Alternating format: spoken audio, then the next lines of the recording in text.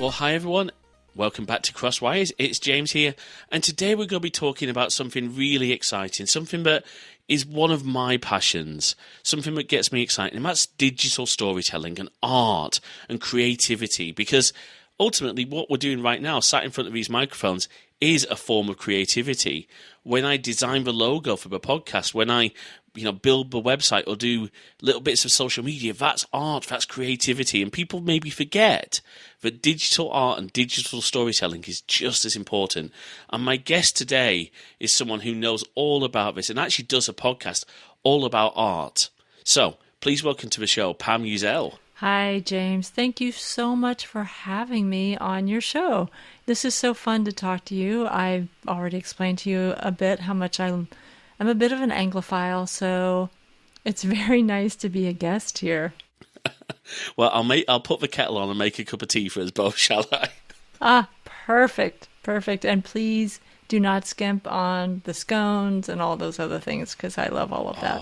Do you know the saddest thing is, unfortunately, we've got a rail strike coming up soon in the UK, which means I'm going to not be able to travel up to see my nana, my grandmother, for her birthday. She's in a care home. I've been very public about that on Twitter. But one of the things she's asked for is a cream tea, scones and jam and cream. So all the rest of my family are going to be there. Oh, you are now making me incredibly hungry for scones. Oh, so. I know. Well, 24/7, I'm hungry for scones. So. That could be the best quote of this entire episode, 24/7 scones. Okay, so before we get into this whole concept of digital storytelling, Pam, do you want to tell people a little bit about yourself, a little bit about your story, and of course, as I say to all my guests, obligatory plug away your podcast, anything else you want to promote. Well, thank you. My name is Pam Uzel, and I am a podcaster. My podcast's name is Art Heals All Wounds. And it's a podcast where we meet artists who are working to find solutions, I would say, to problems of climate change, social justice, emotional struggles we all go through, the whole gamut. And it's a really creative way to think about whatever you're struggling with at the moment. And I'm also a filmmaker, a documentary filmmaker. I focus a lot on, again, some social justice issues. My most recent film was a film called Welcome to the Neighborhood, which took on the housing crisis in Berkeley, California, and its effect on the community there. And I also am a teacher. I teach video editing, and that's me in a nutshell. And I think that it really echoes with me, getting those untold stories, or the stories that we don't see enough on TV and in movies, and things that really need to be brought to light. I think my experience has been in the last 10 years or so, we've really started seeing more and more genuine, heartfelt documentaries that haven't been created with, the budget of a BBC film unit or an NBC film unit. They've been done often on people's phones with the equipment they have. They've been maybe sat in their bedroom on a battered old MacBook, editing and getting frustrated when things crash, and when, like me, once happened to me, editing a video for a project. I won't say which one, though it might have been a certain relative's wedding video, and might have accidentally lost a little bit of footage that I had to restore from backup. And I know my uncle listens to this show, so you didn't hear that. Well, you're bringing up something which I think is incredibly important, and that is this idea of accessibility. And the difference between now and when I first started working in film is kind of amazing. And I do want to share this story before we get too far along. When I sort of reflected that I was about to be on a podcast about technology, I had to laugh because I didn't learn how to use a computer until I was in my 30s. I'm older than you, and I also went to school in a town in South Arkansas. There were no computers there, but I think in fairness, it wasn't even the school. I just think that they weren't quite in use very much. So I learned to type on a typewriter, And even when I got to college, I think there was a Mac lab, and that was back in the days where essentially you just type your paper in. And I thought, ugh, that is so ugly. I can't stand it. I couldn't stand. Remember, you may be too young, but remember the printing where the paper was all connected and then you had to rip off the sides and then separate each page? I thought, this is hideous. I will never, ever, ever use a computer. And so I typed all the way through grad school. I used to write my papers out longhand. Finally, I began working in film in my early 20s, and we did everything on film. We printed out the film, we printed out the sound on those magnetic reels. There was something about it that I really loved. It was very much a feeling, like a crafty feeling, because you're, cutting something, you're taping it together and that sort of thing. And right as I was retiring from my first career as working in sound post-production in feature films, that's when the digital age started coming in. And I was pivoting to be an independent filmmaker. And I thought, well, I am not going to edit my movies on a computer. And so I bought up, they were selling the huge flatbeds and things that you used to edit on that at one time were tens of thousands of dollars. People were giving them away. And so I created a whole little film studio for myself. And I thought, I'm just going to be a dinosaur. I'm going to edit everything the way it's meant to be edited on film. But the thing to remember about dinosaurs is that they went extinct. And I quickly realized, I'm going to go extinct if I don't learn how to edit digitally. And so that's how I actually learned to use a computer, was by editing digitally. And now I teach it. So if I could do that, then I feel like this is a path for everyone. And I don't want to go on and on and on, but to me, again, it comes back to accessibility. No, I think you've hit the nail on the head. And just to relate back to the continuous feed paper, the number of times I remember it in primary school. So this was for me sort of late 80s, early 90s. Actually, as a relatively young kid, being scared that if I didn't pick up my printing, it would jam up the printer and it would ruin the precious printer that we had at school. And we had at home, we had like Citizen Swift dot matrix printers so it's a fond memory. And it's interesting that you talk about that transition to digital editing, because back in the day when that transition occurred, we didn't have the easy to use NLEs that we have today. Like, forget iMovie. You have the original versions of Final Cut and the original versions of Premiere, which, I remember trying to look at Premiere, again, probably mid-90s. But looking at it, I have no idea what I'm doing. And of course, I had no equipment. I had no video capture. My friend, I will tell this story because I love this. My friend, who was also one of my youth leaders back in the day, he got a grant to get a digital video editing workstation because video was becoming quite an important part of the youth stuff we were doing. Particularly in the church scene.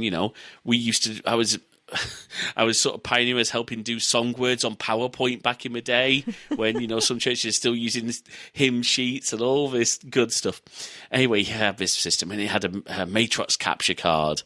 And I just remember we had to plug analog video cameras in and run the tapes through. Yes. Nothing like we have now where, we can just grab, I'm holding up my iPhone 13 Pro where I can just shoot 4K video on something that fits in my pocket, whereas previously you'd have to have an editing rig, you'd have to have a capture card, everything like that.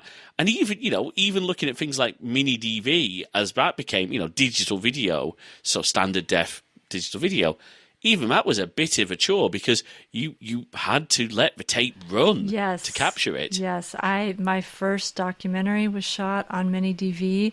I had 80 hours of footage, so you are exactly right. You're sitting there twiddling your thumbs or doing whatever while it captures. And yeah, we could go on and on about dropped frames and having to recapture and all of that stuff. But yet it was such a huge step forward because my first film in graduate school, I shot in 16 millimeter film. And the cost of that was astronomical. to go from there, my thesis film was the one that I shot on the mini DV. And to be able to pick up buy a camera for a few $1,000s as opposed to tens of thousands of dollars, and to buy these little mini DV tapes that were $10 to $20 felt like the biggest liberation I've ever experienced. So it's so annoying now to look back at that process, but then at the time, what we were coming from was huge. It was such a huge convenience. And I know people who complain about how slow it is to transfer a 4K video file from their iPhone to their Mac. I'm like, yeah, you don't remember. No. The joys. You don't, but it's okay because I complain about that too. So. Oh yeah, there we go. And we talk about accessibility. One of my my favorite sort of video editing accessibility things, and we are looking obviously more on the consumer side, but I just have to say, I think Apple's introduction of the iMac with FireWire and iMovie did so much for accessibility for, maybe not people like yourself who are professional video editors, but people like me who just wanted to make a quick video. Right. Speaking of Apple, I don't want to plug them too much, but I do think that they have been really smart in the video editing world. They came up with something called Final Cut Pro, which some people may know now, but the old version of Final Cut Pro was very intuitive for filmmakers who had worked on film to make the switch. And it was affordable. You could do it at home. And they have switched to the new Final Cut Pro, which people tell me is much more like iMovie. But again, it's affordable relatively. And it's a powerful machine. And I think that they've done a lot to democratize the filmmaking world for people who just want to get started. They don't want to, invest a whole lot into software or equipment, but they can make something that looks professional. Absolutely. And, I think, as I said pre-show, I bought Final Cut Pro, the current iteration. I think what we officially call Final Cut Pro 10 is, as opposed to now, I mean, fun fact, my first version of Final Cut was Final Cut Express HD. Oh, yeah. And we actually did a separate, cheaper version of Final Cut, and I got that with my first iMac. So it brings back fond memories. And you're right, it was much more like a film editor's interface. Mm-hmm. But it was still incredibly easy to use. But Final Cut Pro 10, it does have its differences, and I understand there's a lot of people who have switched to Premiere for that reason, because Premiere has been intentionally made to be more like older Final Cut. And do you know what? I used to think, why? That's just a bit silly. Why are people switching from Final Cut? And then I realised it goes back to this whole accessibility thing. People have different needs in software, have different ways they relate to software. And the fact that there's so many... I don't want to spend all this episode talking about NLE tools, but the fact that we've got Final Cut, Premiere, we talked pre-show about LumaFusion, and LumaFusion on the iPad, and DaVinci Resolve, free. And free, completely free, for a basic package. I know so many YouTubers, particularly in the retro community, who are starting to use DaVinci Resolve because they don't have a budget for Final Cut or for Premiere, because obviously Adobe subscription pricing, we're not going to get into that. Moving away from the NLEs themselves, do you think that for people wanting to, as we talked about, the housing crisis and maybe stories of communities where they aren't represented, I had, obviously Chris Angel Murphy on recently to talk about accessibility in tech for the LGBTQ AI plus community. I think it's wonderful that these tools, correct me if I'm wrong, have allowed those communities to share their stories without being blocked, as it is, by media and by the man, quote unquote. Well, I completely agree. And, for most of media history, the gatekeeper has been money. And do you have studio backing? Do you have a way to distribute this? And for that very reason, up until very recently, the range of stories, the range particularly of protagonists and characters was so incredibly narrow. And I think that as much as I sometimes want to complain that there's a lot of not particularly high quality stuff that's coming through, I think that it's been so important to get rid of the gatekeeper of money. I know for so many people, especially in my age group, Star Wars was a really defining film for them. And it's not for me. And I can tell you why, because apparently in the future and in space, there's only one woman who has to run around in a dress with like little honey bun hairdo on her side. There's only one black person. There's only white men, apparently, in the future for the most part. And so what does that mean to have seen only those kinds of stories for so long? I'm curious about the fact that now, especially here on cable, you're seeing such a broader range of stories. You're seeing directors who are women, men, non-binary directors. And I'm wondering about how this opening up of the gates in terms of alternative media such as YouTube and places like that have affected what we're seeing now on more mainstream channels. I can't help but wonder if a rise of genuinely good and creative and well thought out YouTube content has led to Netflix picking up shows from maybe these creators. Oh, yeah. And you look at some of these huge creators, people who started off with virtually nothing. And YouTube, as much as I have my issues with YouTube, they really need to be more careful with what they allow onto their shorts platform. Some of that content is just vile. Yes. But a lot of it, I mentioned these couples so much, I really need to get them on the show. Alex and Melinda Griswold, who are the adopted internet parents of the entire internet, apparently. But these are just two people with cameras telling really positive stories, making you feel good every day. And that's the sort of things that you don't necessarily see on the broadcast networks. And I do think it's had an influence on what's hitting our streaming services now. We go back, I was born 83. And, for me, particularly here in the UK, when I was growing up, we had cable for a little bit until we decided it was too expensive. We had 4 or 5 broadcast channels. I remember Channel 5 launching and then being told I wasn't allowed to watch it because of the naughty things that were on there at night. But hey, well, that's a whole different episode of a podcast, that one. But I had to watch TV when the networks wanted me to watch TV and watch the stories they wanted me to watch. Mm-hmm. Whereas now I can go onto YouTube, I can go onto Vimeo. There's stories being told on Instagram stories, on TikTok. Yeah, there's rubbish on there, as we said, but that accessibility and hearing the story of a marginalised community, of things that are happening that maybe don't get reported in the news because the news don't want to cover it because it'll upset the wrong people, or quote unquote the wrong people.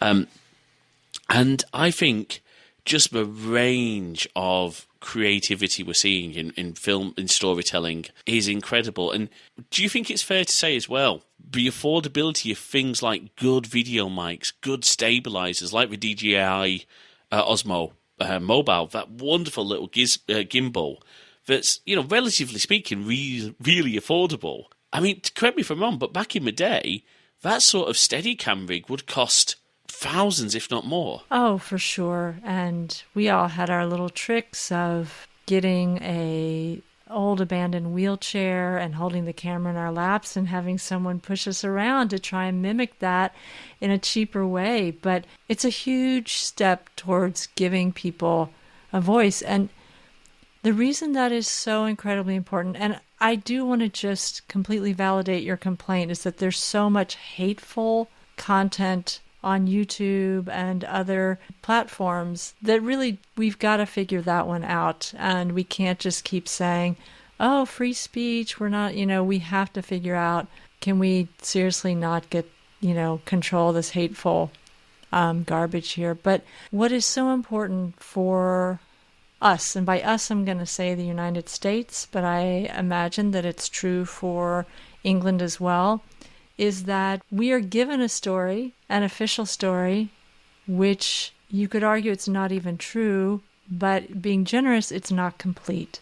If you just have that one story, that's the only story, you'll wander around wondering why certain people do this, why certain things are like that. And that's because we're ignorant and we haven't heard the other stories, the other parts of the story, the full story about our history, about all of the different communities that make up our country and make up that history that have contributed to it. And that is why this accessibility is so important. We really, really need to confront a more complete picture of our history than what we've done. There's so much pushback against that, but you cannot silence that now that we have these platforms and the accessibility of less expensive equipment and social media, honestly, which I have a love-hate relationship with it, but I know a lot from social media. And I'm also really picky, though. I'm really discerning, and that's I think what's missing for the YouTube and the social media is that we do need to have some instruction on being discerning in what you consume. Yeah, and when unfortunately a lot of I'm targeting YouTube Shorts because it's the platform I engage with. Mm-hmm. When most of it is spam or horrible videos, there's this Minecraft loop, and it drives me wild. And it's basically this simulated voice, this generated voice saying, I'm just going to call out YouTube, but we haven't dealt with this because I've reported so many of these. Basically, it says, subscribe or next day you die. That's not something we should be putting out on the internet. That isn't something that should be allowed on any platform. And that is, unfortunately, the reverse side of the accessibility is it makes it easy for scammers and people with horrible motives. But I do want to say, that doesn't mean we should stop making the platforms accessible, because when you do that, you stop the genuine stories coming through. So you're right, we need to find a way to balance it, but the answer is not to start putting paywalls up, as you said earlier, to gatekeep again. We don't want to do that. So shifting gear slightly away from filmmaking and video, because it's a favourite of mine, art. Your podcast is Art Heals All Wounds. Tell me a little bit about your experience of art, because I love... even since a kid, I wasn't very good at it, but I love doodling and painting. You know, some of my favourite times in school were when we got the paints out. Admittedly, my school uniform would come back all sorts of colours, and my mum would not be best pleased because, you know, despite the bold claims of Persil and you know, and all the washing machine companies, you would never get that blue paint out of my school shirt. Well, yes, and this is another thing where I'm just going to have to fully embrace my imposter syndrome.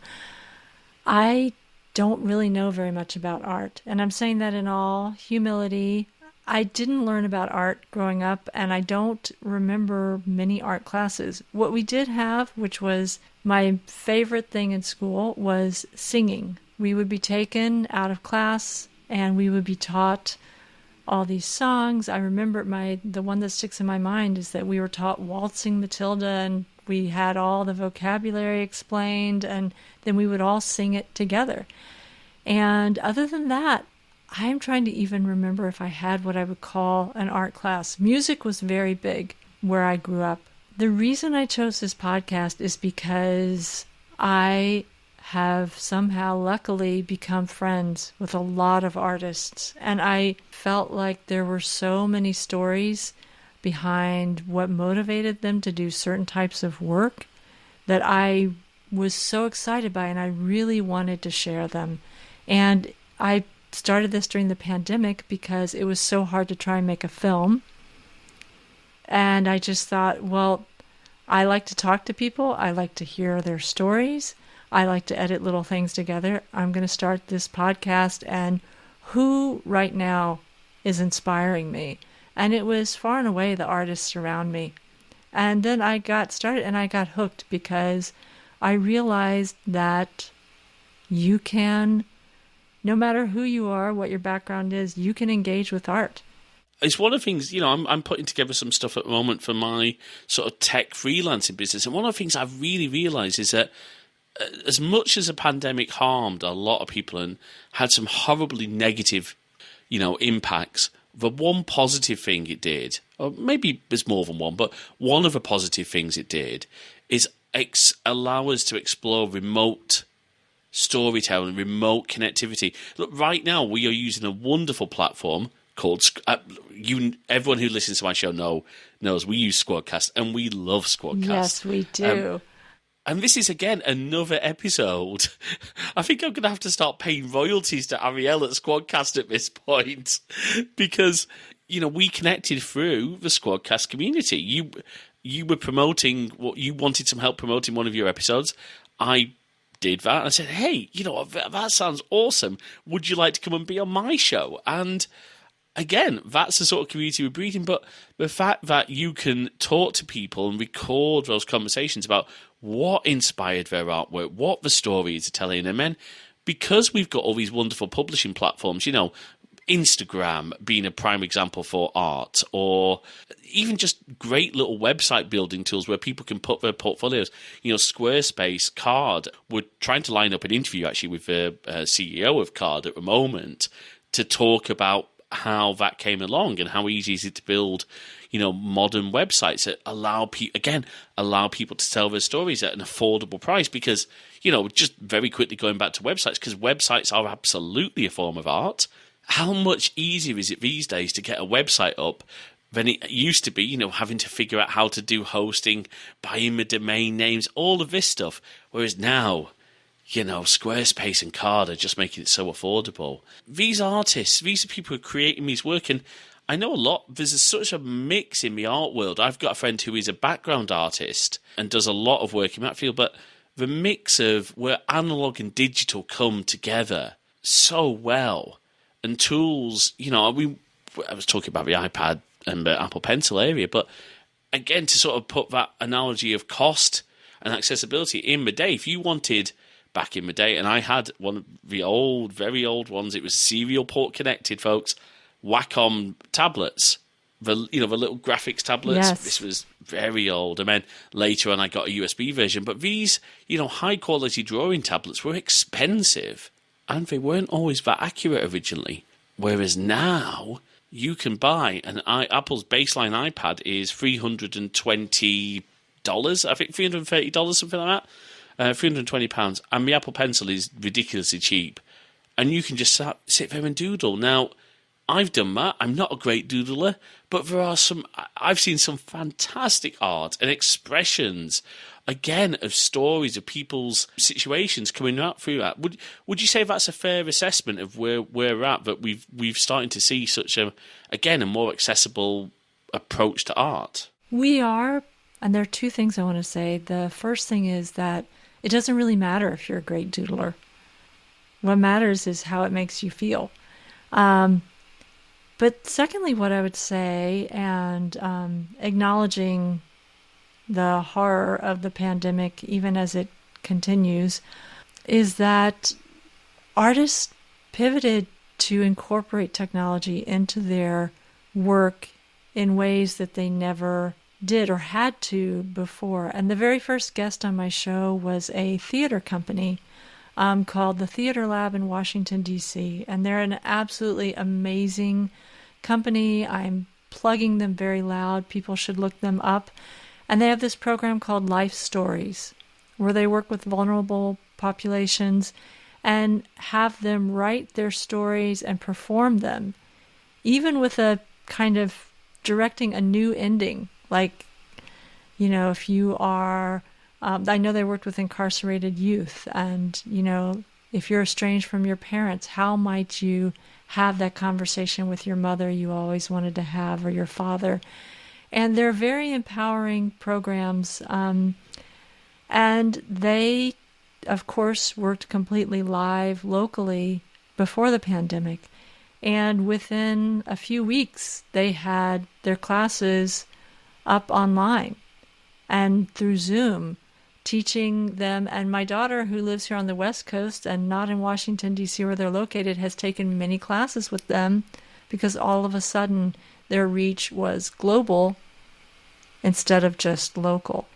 I really feel like I need to be careful. I don't ever want to erase the horror of this pandemic for people. Not at all, no. But it is also important to acknowledge what changed in certain ways, as you said earlier, that is positive or that is a new possibility.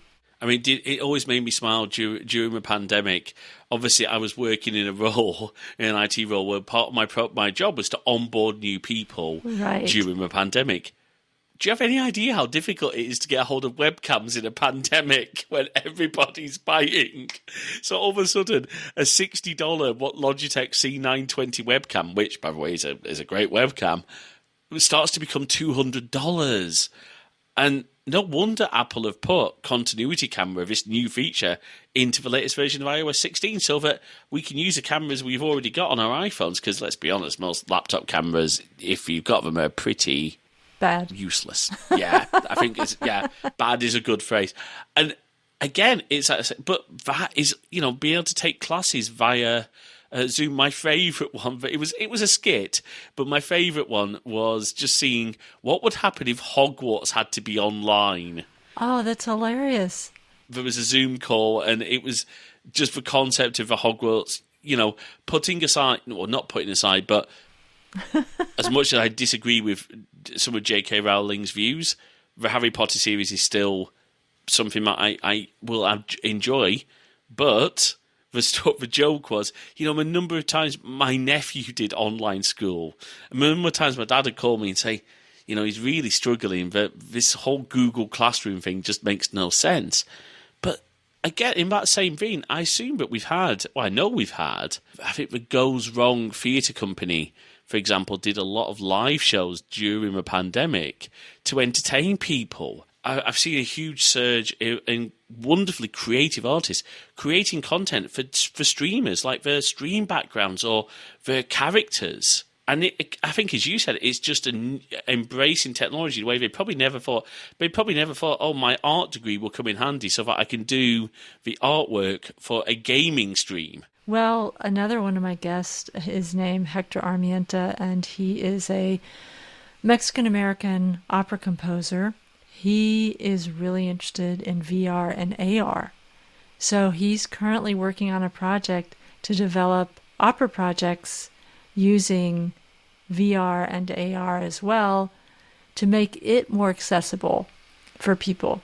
It is incredible when you find these tools and you put them in creative hands, what they're going to come up with and how they're going to keep sharing the art that they're making and just bring it to wider and wider audiences.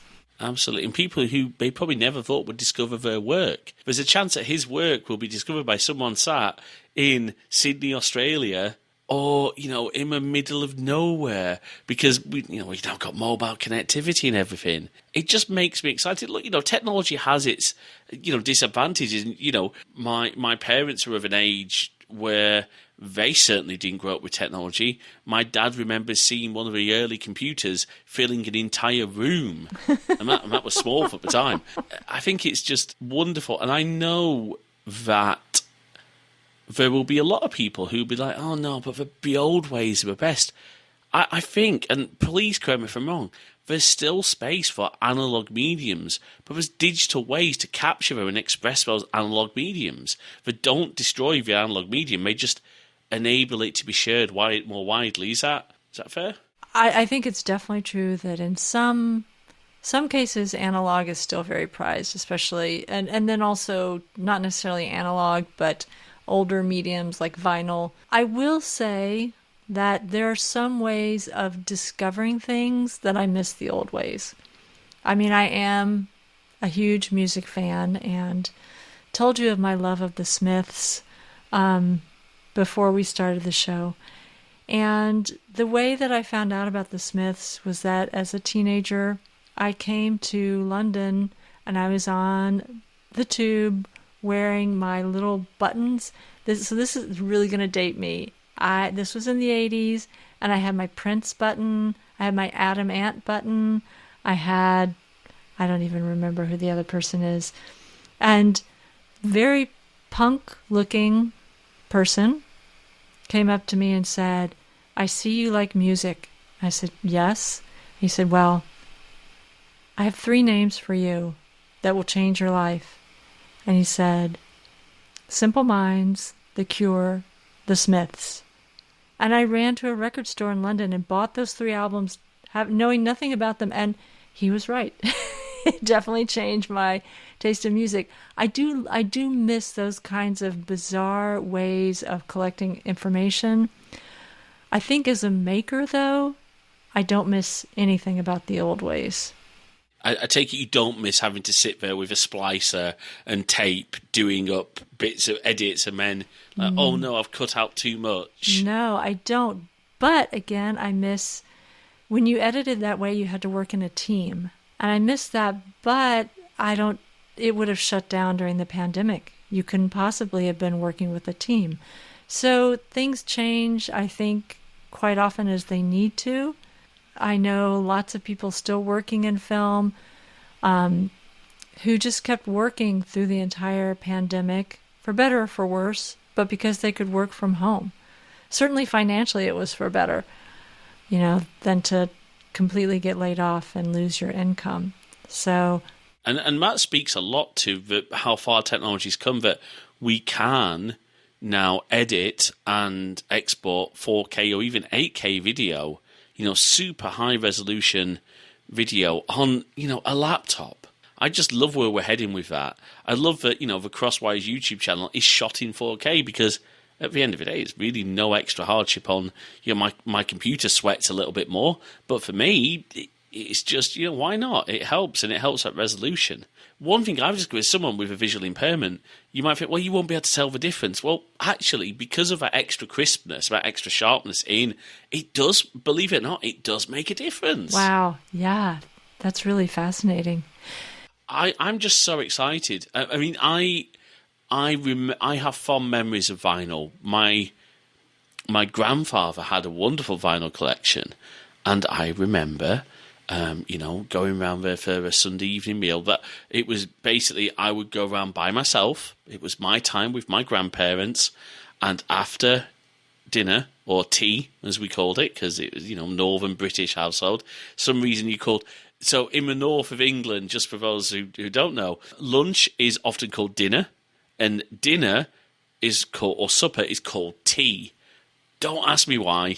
I have no idea of the heritage, but if anyone more northern than me knows, please do let us know. And he would put on a vinyl, and it would be songs that I fell in love with, and you'd hear the scratchiness, you'd hear as the needle jumped. And rather than now, and I think you sort of almost alluded to this, now if we want to find a new song, we just go onto Apple Music or Spotify, and it's like, oh yeah, what's new?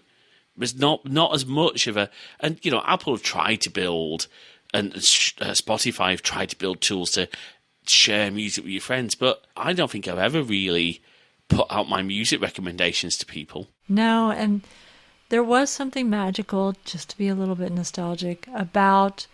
I mean, I used to be a terrible insomniac when I was a teenager, and so I would very quietly have my clock radio playing till late into the night. Being in that situation and suddenly hearing a song that's just so amazing, just by chance, is something that I do miss a bit, and I don't know how that has been or can be mimicked when you can search for it. You do lose a little bit of discoverability, but it shows like yours, which are highlighting people's work and bringing back that word of mouth, literally word of mouth discoverability to art, which we need more of. That's the sort of content I want to see on YouTube, not these hateful videos. I want to see people saying, hey, I found this new artist. They're doing something incredible with watercolours or with chalk, these beautiful chalk pavement things. I remember certainly here in the UK, the amount of chalk that went onto our pavements with big signs, thank you NHS. The beachfront had a whole, down here in Bournemouth, had a whole chalk sort of come and add to your chalk artwork. A collaborative thing in a very non-digital form, and then when you've got things like from a point of view, not maybe definitely art, but more design. When you've again got tools like Photoshop to be able to quickly do photo work, or my personal favourite, and the one I use for all the design work for Crosswires, is Affinity Designer. Affordable. This thing is what Affinity Designer is. What, £50? for it's effectively Adobe Illustrator without the ongoing subscriptions. But it's, again, my accessibility, that I can do creative work very, very quickly without a whole printing press.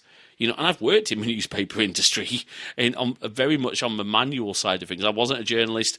I was in the post press, basically putting newspapers inside of other newspapers. That was my job for several years. Well, I was just going to say, when I was listening to you say that, it just occurred to me that we were talking about there's a lot of horrible, hateful content. And that just means that a maker like yourself or myself, but especially like the artists that I'm highlighting, we all really need to get to work. Your content, just from the little bit I've known you, you are a kind, open, generous person, and you're a great person to have in the community.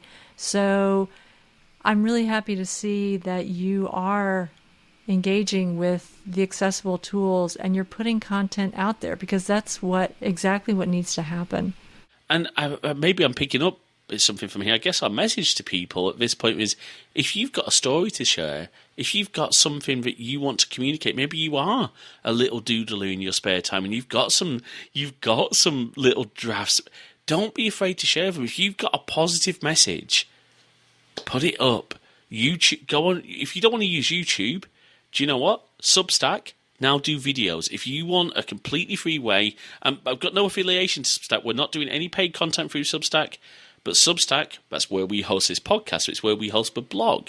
But they now let you upload videos. I think it's, because my friend Joel is doing a new video series on sort of pair programming, and we're going to be talking to Joel about that. But they will host up to 20 gigabytes per video episode. That's more than enough for a short clip. So if you don't want to use YouTube because of the platform problems, you don't have to. Use things like Instagram stories. Get your story out there. Is there any encouragement you give to people who are maybe a little bit hesitant? What's been your sort of experience when you've been talking to the artists about jumping in, taking that dive into getting the story out there? That is such a good question. I've tried so many things and I have failed so many times. I've been rejected so many times. And that is not a comment on who you are and what you have to offer. That is not a verdict on the value of what you're offering whatsoever. It means that it wasn't the right thing for that particular person. I've seen there's so many artists that I follow on Instagram who, seeing their posts and their comments, make my day. I think it's super easy to let that self-doubt and that negative self-talk of like, I'm not good enough. Oh, this person said no. Well, you know what? That's one person. That's one organization. It doesn't define what you have to offer. Absolutely. That's a wonderful message. And it's, look, Crosswires is still starting off. I'm not going to share the exact numbers, but our numbers are not, we are not exactly a killer podcast yet. But the fact that, I've got people coming, for me, it's that validation of, I know, Pam, your words meant so much to me, but knowing that people are willing to come and chat to me on the show, because we've all got this one thing in common. We want to share our stories. We want to tell people. It's why Zach from Squadcast came onto our show, because he wanted to tell the story of Squadcast. It's why Crazy Ken from the Computer Clan came, because he wanted to. I love that guy so much. He's so much fun to record with. It's why he came and gave us that insight into scam busting, because again, it's telling a story that people need to hear. People need to be aware of this stuff. So I think on behalf of the entire creative community, thank you for that encouragement. Remember, folks, we're all human. We all have a part to play. We all have a story to tell. And if someone rejects you, it's often not because it's you. It's because maybe it's not for, as Pam said, it's not for them. But keep going. I encourage you, and I'll put a finger out there. If you have a story to tell that's even vaguely related to technology. Maybe you work in a field, maybe, like for example, your Mexican opera. His story of AR and VR, that's the sort of thing with positivity using technology we want to highlight and we want to share. So if you make some cool products that have a positive impact in technology, get in touch, email podcast@crosswires.net. I promise I will reply to every single email. So Pam, before we wrap up, where can people find your podcast? Well, you can find it anywhere that you listen to podcasts. It's Art Heals All Wounds. And our website is arthealsallwoundspodcast.com.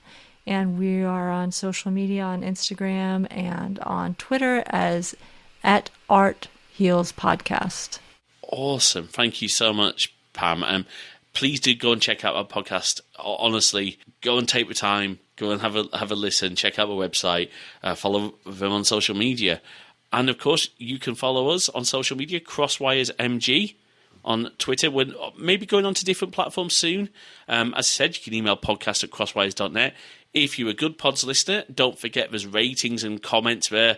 I am a big Overcast fan in terms of podcast playback, but Good Pods is a genuinely cool way to share your episodes and stuff.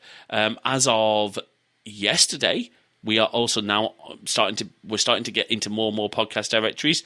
Of course, we're in Apple Podcasts, we're in Spotify, we're in Google Podcasts, and as of yesterday, we're in Amazon Music Podcasts as well. So go on, you can search for us there, just search Crosswires. I did find out there's more than one show called Crosswires, but ours is somewhat obvious. It's a technology show. If you end up in like a music podcast or something else, I think you've gone the wrong way, folks. Turn around, come back, reset the sat nav, as it were. Pam, thank you so much for joining me. It's been an absolute pleasure. Thank you. I can't think of a better way to spend my afternoon.